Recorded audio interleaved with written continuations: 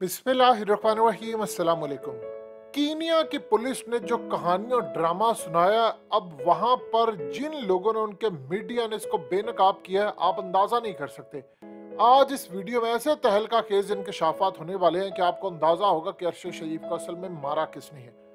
देखिए, सबसे पहले तो दो चीजें समझिएगा। एक तो इंकशाफ जो उनके साबिक गवर्नर ने किया है, वो सबसे बड़ा इंकशाफ है।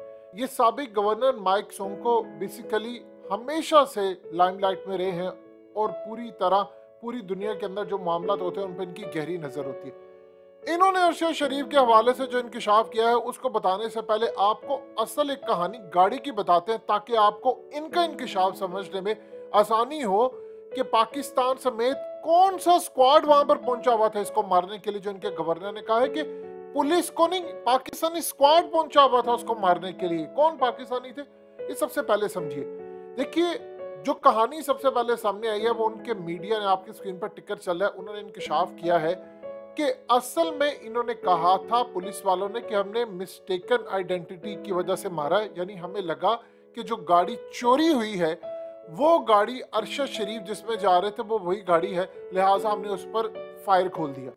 अब इसमें जो कहानी समझ आई वो सबसे पहले देखिए, ये मर्सिडीज बेंज थी कार, और उसके साथ जो अरशद शरीफ की थी वो टोयोटा लैंड क्रूजर V8। अब दोनों को जरा अपनी स्क्रीन पर देखिए।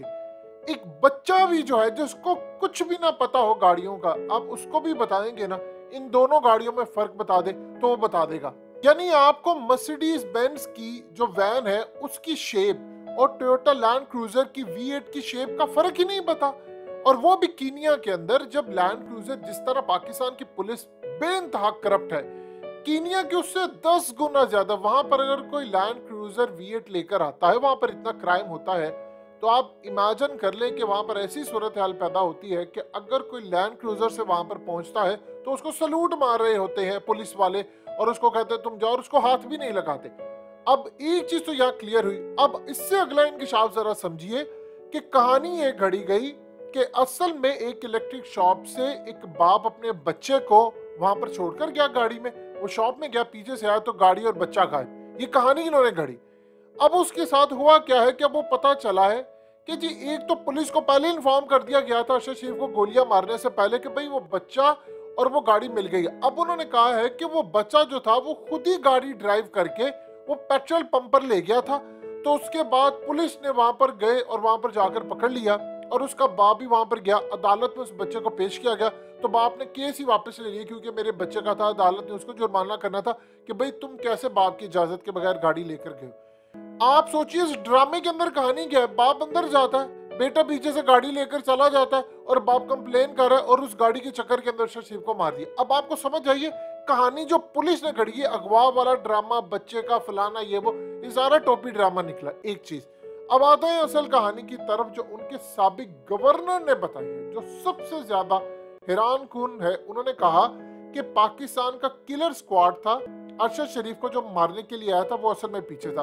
उन्होंने कहा कि कीनिया की पुलिस को जो रेडियो मोबाइल उनके पास होता है उस पर इन्फॉर्म किया गया कि इस गाड़ी के अंदर बहुत सारे डेंजरस लोग बैठे हुए हैं, उनके पास हथियार हैं और वो आप पर हमलावर होंगे। और इस पूरे खेल के अंदर उन्होंने कहा कि असल में अरशद शरीफ एक मनी लॉन्ड्रिंग का पूरा डॉक्यूमेंट्री नेटवर्क बेनकाब करने वाले थे। वो डॉक्यूमेंट्री इस पर बना रहे थे।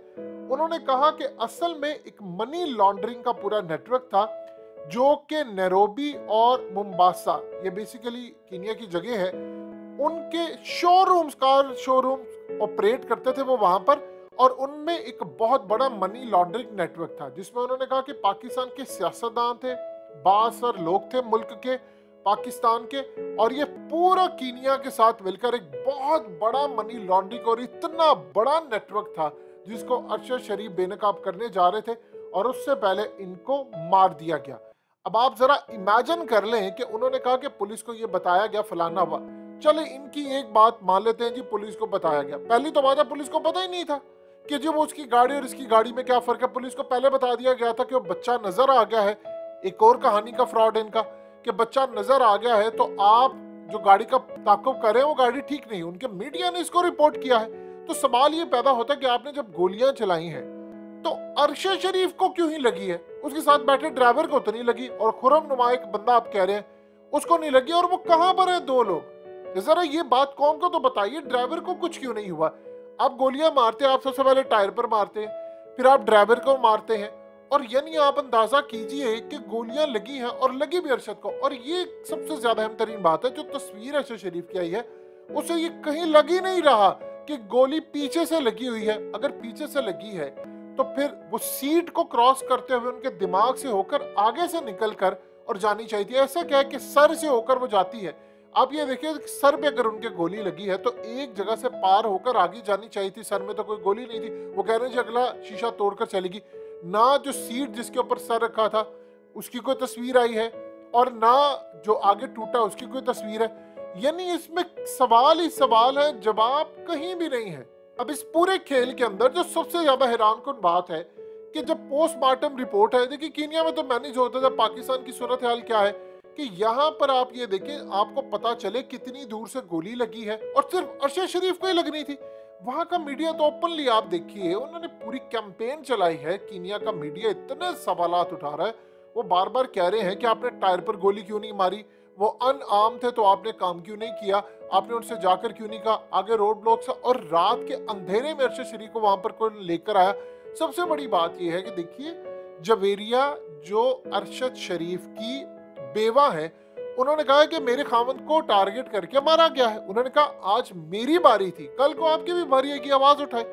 इमरान खान ने भी आवाज उठाने का कहा। उन्होंने कहा मुझे पता है इसको टारगेट करके मारा गया, मैंने इसको कहा था मुल्क छोड़ दो, लेकिन अरशद शरीफ को कीनिया लेकर गया था। ये इतना आसान नहीं है कि जी उनको वीजा नहीं मिला था, उनको फलाना, उनको कोई लेकर गया था, किसी ने उनको ट्रैप किया था और कोई उनको क्लियरली फॉलो कर रहा था। ये असल में जो सूरत हाल पैदा हुई है, ये बड़ी अजीबो गरीब और हैरान कुन सूरत हाल है। आप इसका अंदाजा नहीं लगा सकते कि इस मुल्क के अंदर हो क्या रहा है, कैसे मामलात हैं। देखिए, पाकिस्तान ने एक कमेटी तश्कील दी है जिसमें FIA के नुमाइंदे हैं, IB का नुमाइंदा है और ISI का एक नुमाइंदा है। ये जा रहे हैं कीनिया और ये वहां पर जाकर तहकीक करेंगे, और ये राना सनाउल्लाह को कमेटी आकर बताएगी पूरी तरह कि भी हम वहां से तहकीक करके लेके आए हैं। कीनिया के अंदर उनको सब बताया जाएगा, जो भी सूरत हाल है।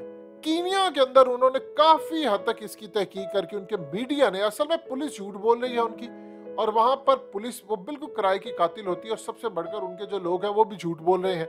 लेकिन उनके जो सहाफी हैं, आप ये देखिए कि उनके जो आम लोग हैं, उन्होंने कमेंट्स क्लियरली किए हैं कि हमारी जो पुलिस है वो दुनिया की करप्ट तरीन पुलिस है। यानी हम पाकिस्तान की पुलिस का रोना रोते हैं, वो कहते हैं वो तो असल में कातिल है पुलिस, वो तो पैसे लेकर किसी को भी मार देते हैं। कीनिया के अंदर बहुत सारी कंपनीज है, इसराइल का सरो रसूख है, भारत का सरो रसूख है, उनके पास शोरूम्स है, बड़े बड़े वहां पर बिजनेस है, उन्होंने बड़ी कंपनीज खोली है। तो वो कह रहे हैं वो सारे का सारा जो पैसा है वो इसी तरह जाता है। तो ये असल में इस वक्त जो सूरत हाल पैदा हुई है, उसमें कीनिया की जानिब से उन्हीं के लोगों ने जो इंकशाफात किए हैं वो बड़े भयानक है। अरशद शरीफ की मैयत पाकिस्तान पहुंची, जो भी मामला था, लोग रो रहे हैं। ऐसा मंजर किसी ने नहीं देखा, ऐसा लगता है कि अपना ही कोई बिछड़ गया है। आप ये देखिए, घर में कोई फोतगी होती है, बिल्कुल ऐसा लोगों को अपने प्यारों की याद आ रही है। वो अपने प्यारों को देख रहे हैं कि किसी का कोई बाप फोत हो गया है, किसी की माँ फोत होगी, भाई फोत हो गया, किसी का खामन, किसी की बीवी फोत होगी। लोग उनको याद कर रहे हैं कि यार ये गम हमें उस वक्त मिला था जो आज अरशद शरीफ का भी ये गम मिला है। अल्लाह ही इस मुल्क के हाल पर रहम कर दे, न जाने कहां पर जाकर ये मामला हल होंगे।